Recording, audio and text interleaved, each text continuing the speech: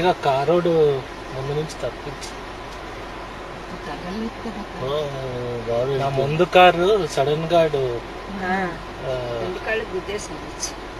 కాదు, ముందు కారోడు అటు చూసి తప్పించాడు. నాకు తప్పించడానికి పక్కనే ట్రక్ వచ్చాడు.